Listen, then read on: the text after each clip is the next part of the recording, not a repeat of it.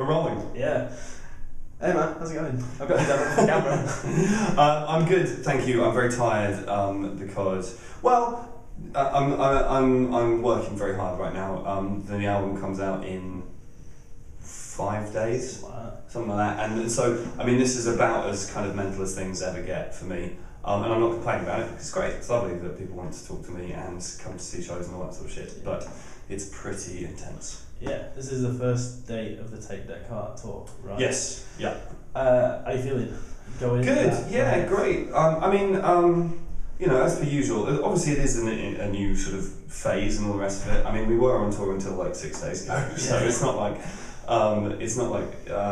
we've had a massive sort of break or anything like that. But it's exciting and it's really nice to sort of be able to put a few more new songs in the set, you know, and just kind of have it be to focus more on the new stuff. That's not to disrespect the old stuff anyway, but it's just kind of fresher and interesting for me. Yeah. So you got a few days in the UK, heading over to Europe, playing Grows Rock. Yes.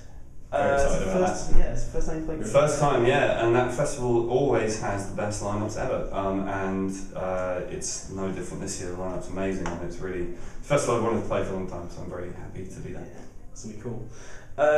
So this tour, you're bringing along a relative unknown in George Frakes. Yes, whose dressing room we're currently stealing. Yeah, we're stealing his dressing room.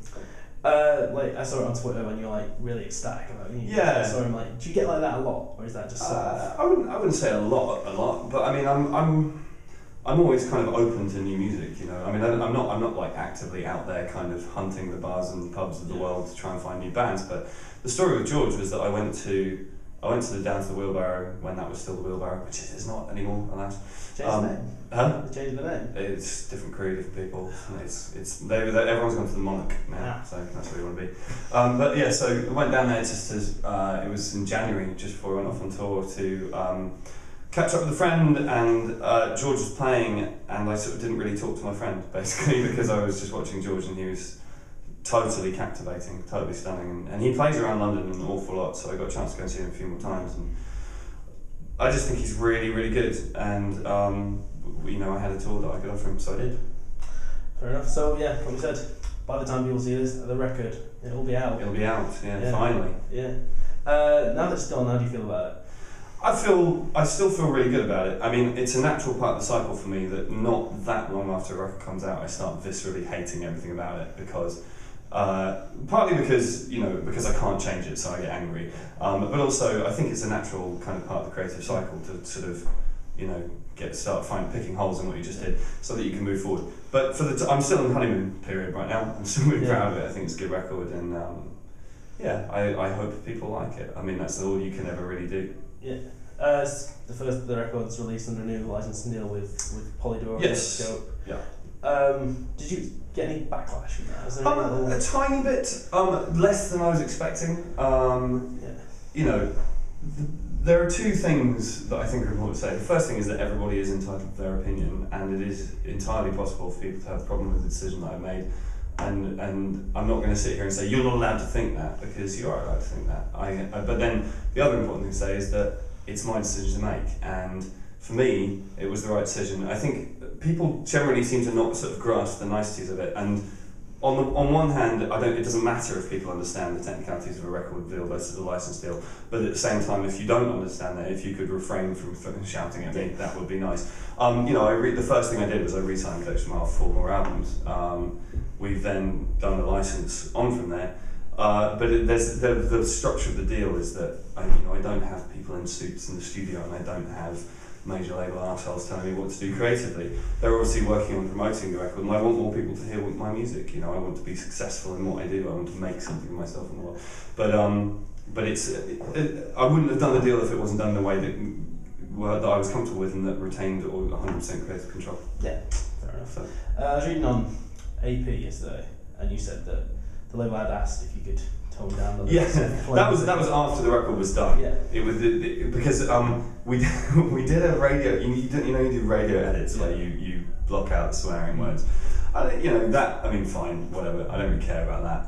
It seems unimportant to me. But they did one of Plain Sailing Weather, and it does sound kind of stupid because there's quite a lot of swearing in it.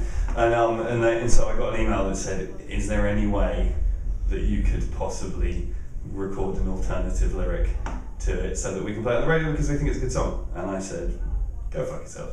And that was the end of that. Yeah. So speaking about Plain Sailing Weather and stuff like that, it's a very personal record. Do you feel like, was it hard putting that stuff out there? Yeah, yes, it was. I mean, I almost sort of consciously didn't think about what anyone was going to think about this record. Do you know what I mean? Yeah. Until it was done. So I think is the right thing to do because I want it to be artistically integral or whatever, you know. But definitely there's some stuff on there that's very raw and that I'm slightly uncomfortable everybody knowing about. Yeah. And that's a weird thing to say because I've just put it out on an album. But it, you know, at the end of the day, I think the art's more important than my own sort of like reservations about it. And if I write something that makes me feel uncomfortable, it means it's probably saying something true. With that in mind, are those the songs you're going to shy away from playing live? Or No, I don't think so. I think that, I mean, what we play live is dependent on more things than that, you know. I mean, you know, I'm interested in putting on a great show, so we're probably not going to play Broken Piano until the record is out and people know it. Do you know what I mean? Because it's not the most kind of like toe-tappy number to get into if you don't know it. But I mean, there's plenty of songs in my back catalogue which if I get too involved in thinking about them, it will make me not want to sing them. So for various different reasons. So there is a degree of detachment, but that's true of any band. And anybody who tells you that who disagrees with that is lying, frankly. Anyway. Fair enough. One song in particular I want to talk about was Fisher King Blues. Yes. So I thought, I went and did some research, just started looking at the Fisher King, and I got brought into like Celtic mythology and all that kind of stuff. Where was that inspiration for you taken from? Like, well, I for whatever reason know the legend of the Fisher King, and it's always one that I found really intriguing. The idea of the king fishing by the river and king of the dead land. There's something kind of beautiful in that. And then. I was just going past Battersea Power Station one day on a train, which is again a building that's always fascinated me. I think it's this amazing kind of ruin in the middle of London. It's so weird, and it's so sort of gothic and imposing. And suddenly I just had a moment one day where I thought, if Fisher King lives anywhere, he lives there. Do you know what I mean? And the rest of the song sort of grew around that really. And that's a funny one for me because I'm not entirely sure what it's about in a way that I quite like. It's about so many different things, and it's about sort of painting a picture and creating a mood. But I can't, with a lot of my songs, I can sit there and go, this song's about this. That song, it's slightly more like, it's sort of about, I guess it's sort of about how people repeat themselves, and it's sort of about how everybody's a bit fucked up. But I don't really know what it's about.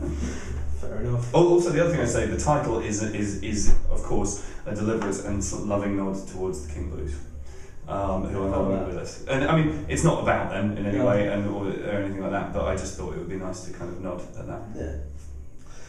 I mean, you throwing historical references here, there, and everywhere. Anyway, is that just you trying to get out your inner history teacher? Yeah, something like that. I mean, I think it's important to say that, and this is in contrast to how I was in Million Dead. I don't sit there and go, must stick in historical references now in order to sound more learned or anything like that. You know, these days if they kind of go in, it's because it feels right to me. There was definitely a point, and incidentally, I don't want to kind of slag off Million Dead in any way. I'm very proud of everything that we did with that band, but there was definitely a moment or two in that band where it was like, must jam more obscure references into this song to make me sound clever, and I think I've grown out of that now, which I'm quite pleased about.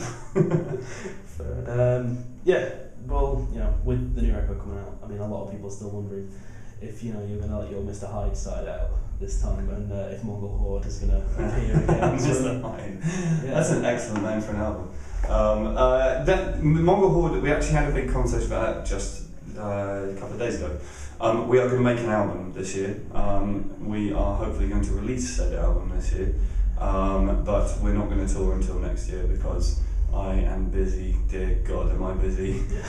The other thing as well is that I don't want to put out the Mongol Horde record and then it just sort of get lost in the noise and not tour it and all the rest of it. If we're going to do it, we'll do it properly, So do it. Finally, speaking of John Snodgrass the other day. Oh yeah. And who I saw in London and who fucked me up. He pumped me full of whiskey until I couldn't see. Anyway. He keeps asking me to ask people, and I'm assuming he's doing a research project now. He wants to ask people, or me to ask people, if they like kites.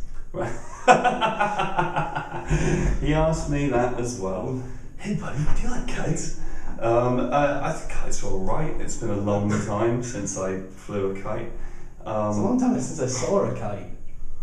Yeah, I mean, that makes me think of kind of seaside holidays when I was a kid. It also, actually, now that I think about it, it makes me think of sort of endless annoyance and frustration at them kind of crashing into the floor and breaking and trying to fix them and untangle them and shit. So perhaps not I'm not sure I'm going to get back into kiting, let's put it that way. But you got to love a bit, John Snodgrass. Yeah. What a fella. What a dude. Cool. Then.